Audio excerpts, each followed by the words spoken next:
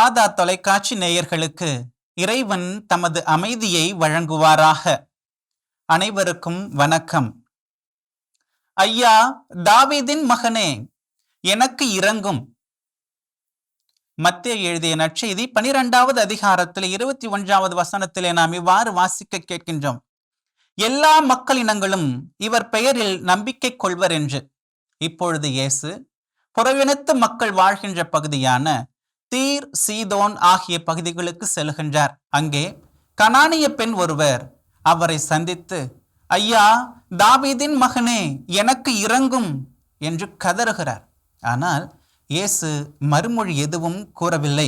ஆனால் லூக்கா எழுதிய நற்செய்தியிலே நயன் ஒரு கைம்பெண்ணிடம் அவர் கேட்காமலேயே அவருக்கு சென்று அவரது மகனை உயிர்ப்பித்து அவரிடம் கொடுக்கின்றார். அதே போல 12 ஆண்டுகளாய் இரத்தப்போக்கினால் துன்புற்ற ஒரு பெண், நான் அவரது மேலுடையை தொட்டாலே போதும் குணம் பெறுவேன் என்று சொல்லிக்கொண்டு அவரை அணுகி சென்று அவரது மேலுடையை தொடுகிறார். அவரை கேட்காமலேயே அவர் குணத்தையும் பெற்றுக்கொள்ளுகின்றார்.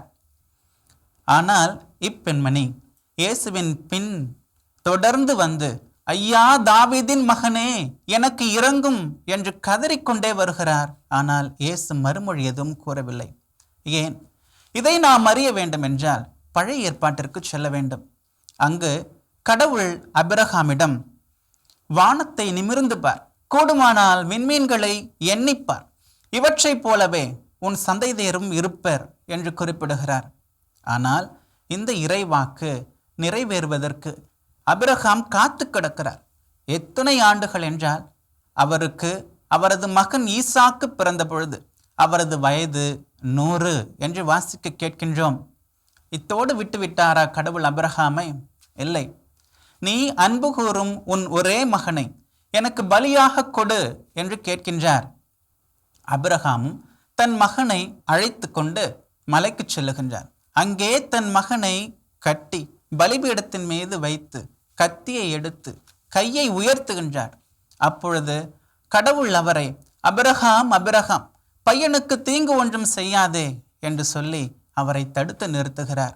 இப்பொழுது நீ உன் ஒரே மகனை பலியிடவும் தயங்கவில்லை என்பதிலிருந்து நீ கடவுளுக்கு அஞ்சுபவன் என்பதை நான் அறிந்து கொண்டேன் என்று கடவுள் ஆபிரகாமுக்கு கூறுகிறார். அதே போல இப்பொழுது இந்த பெண்மணியின் நம்பிக்கையை ஆண்டவராகிய கடவுள் சோதிக்கின்றார். நமக்கு பின் கத்திக்கொண்டு வருகிறாரே, இவரை அனுப்பிவிடும் என்று இப்பொழுது சீடர்கள் கூறுகிறார்கள். அதற்கு இயேசு மறுமொழியாக, இஸ்ரவேல் குலத்தாருள் காணாமல் போனவர்களிடமே நான் அனுப்பப்பட்டிருக்கிறேன் என்று குறிப்பிடுகிறார். மீண்டும் அப்பெண், ஐயா, எனக்கு இரங்கும் என்று சொன்ன பொழுது, பிள்ளைகளுக்குரிய உணவை எடுத்து நாய்க்குட்டிகளுக்கு போடுவது முறையல்ல என்று இயேசு குறிப்பிடுகிறார். ஆம், இந்த பெண்மணி போலவே நம்மில் பலர் நம் பிள்ளைகளுக்காக, நம் பிள்ளைகளின் உயிருக்காக, நம் பிள்ளைகளின் வாழ்வு முன்னேற வேண்டும் என்பதற்காக பலரது கால்களிலே விழுகின்றோம். பல ஏளனங்களை ஏற்றுக்கொள்கிறோம். இங்கே இந்த பெண்மணி 2 வகையிலே சோதிக்கப்படுகிறார். எப்படி? இந்த பெண்மணி தன் பிள்ளையின் மீது எந்த அளவிற்கு அன்பு கொண்டிருக்கின்றார் என்பது சோதிக்கப்படுகிறது.